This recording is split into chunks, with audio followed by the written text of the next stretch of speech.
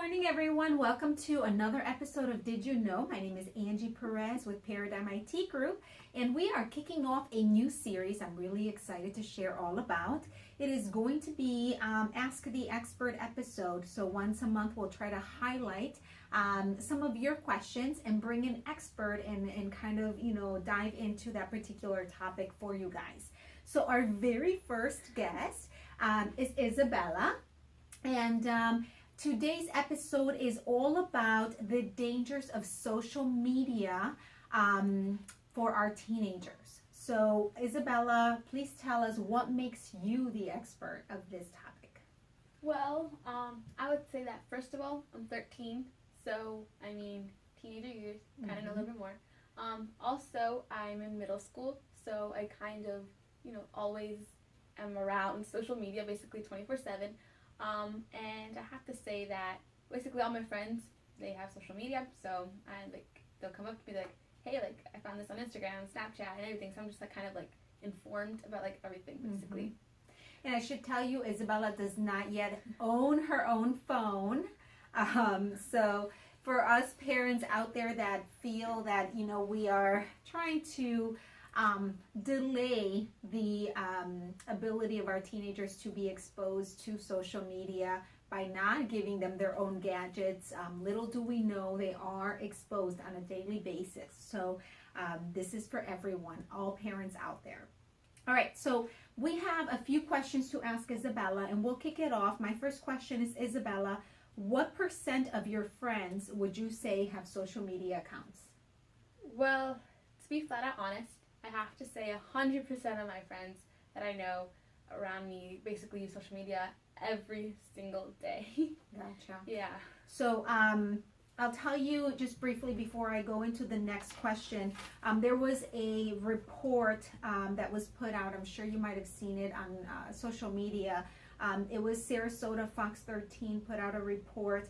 They had recently arrested, the Sheriff's Department had recently arrested 21 men who were grown men chatting online and accessing young boys and girls between the ages of 12 to 14 for very inappropriate acts. So among the applications that they wanted parents to be aware of and be aware of the dangers of were application Bumble, Snapchat, Kik, LiveMe, Holla, Whisper, Ask FM, Calculator, and Hot or Not.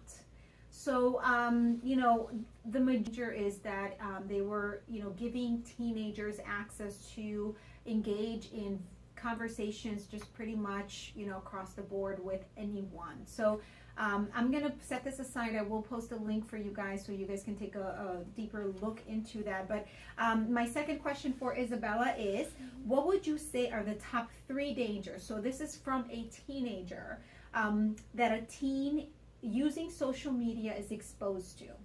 Okay, well, first of all, they're not in order because I think that everyone, every single point deserves to be a number 1.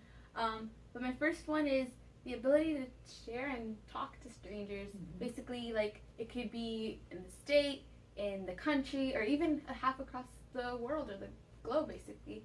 Mm-hmm. The second one is just peer pressure to share inappropriate, information with strangers that you don't know, or even with friends that you don't know. Mm-hmm. Friends that you do know. Right. Just be able to share photos, words, or just anything basically that you can share. Mm-hmm. And the last one that I would say is just information, shared that you share with your friends can be easily just deleted after a certain amount of time, so without parental knowledge. So if you post something, for example Snapchat, it actually deletes after 24 hours, and basically your parents may not have an idea that you just posted that.